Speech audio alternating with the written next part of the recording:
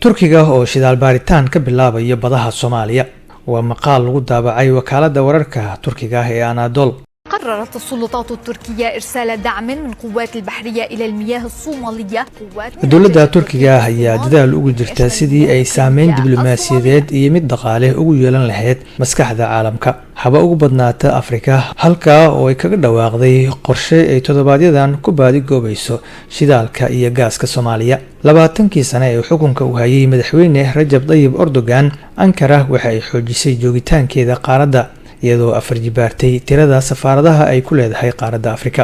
xilli dalal badan oo Afrikaan ah ay ka sii jeesteen gumeystii hore ee saameynta ku lahaa ayaa Turkigu waxa uu muuqdaa mid buuxinayo booskii ay ka baxeen. Madaxweyne Erdogan waxa uu isku soo bandhigaa inuu yahay bedelka reer galbeedka, ayuu yiri Selim Gulanta oo ah qoraa daraasad ku saabsan danaha Turkiga ee Afrika daabacay. Salim ayaa u sheegay wakaaladda wararka ee Anadolu in Ankara ay inta badan xoogga saarayso daacadnimo joogitaankeeda qaaradda marka loo eego reer galbeedka oo u muuqday in qaaradda Afrika kheyraadkooda si gaar ah ay u urursanayeen. Madaxweyne Erdogan waxa uu noqon karaa mid aad loo jecel yahay maadaama heshiisyada difaaca ee Turkiga uu la galay dalalka Afrika wax badan ay ka bedeleen xaaladooda amni iyo midooda ciidan, si gaar ah Soomaaliya. Turkigu taageeradiisa iyo maalgashigiisa kuma xirno shuruudo. Salim ayaa sidaasi hadalkiisa ku sii daray. Dowladda Turkiga ayaa heshiisyo dhanka difaaca ah la saxiixatay dhowr dowladood oo u badan qaaradda Afrika sida Soomaaliya, Liibiya, Kenya, Rwanda, Ethiopia, Nigeria iyo Ghana. Heshiisyadaas waxa ay qandaraasyo u fureen shirkadaha difaaca ee Turkiga, gaar ahaan diyaaradda aan duuliyaha lahayn ee Bayraktar. diyaaradaha droniska ee Turkiga ayaa si weyn loogu isticmaalaa dagaalada ka dhanka ah argagixisada, waxaana ay ka howlgalaan dalalka Chad, Togo iyo dalalka Saaxil ee la isku yiraahdo Burkina Faso, Mali iyo Niger. Dowladda Turkiga ayaa sidoo kale ballaarinaysa danaheeda dhanka tamarta ee qaaradda Afrika.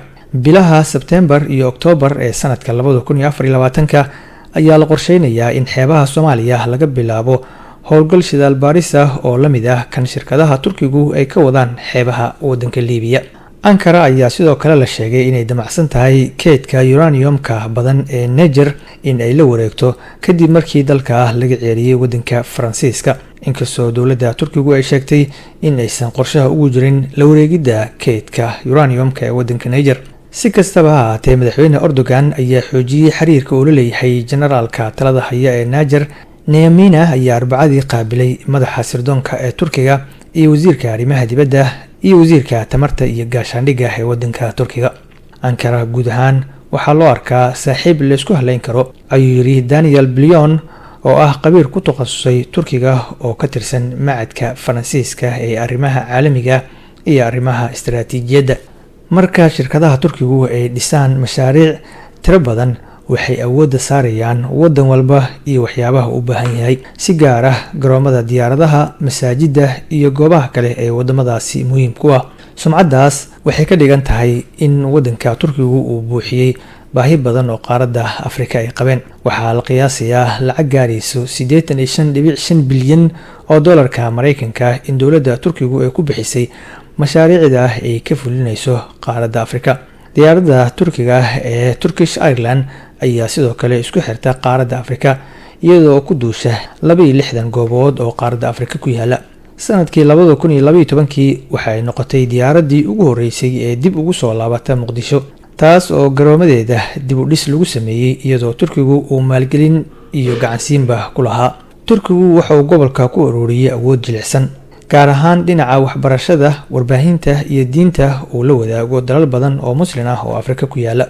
mu'asasada Macaariif ee Turkiga ee diiniga ah ayaa ballaarisay isku xirka 140 dugsi iyo macaahid oo ay wax ku bartaan 17,000 oo arday, halka 60,000 oo Afrikaan ah ay wadanka Turkiga waxbarasho u aadeen.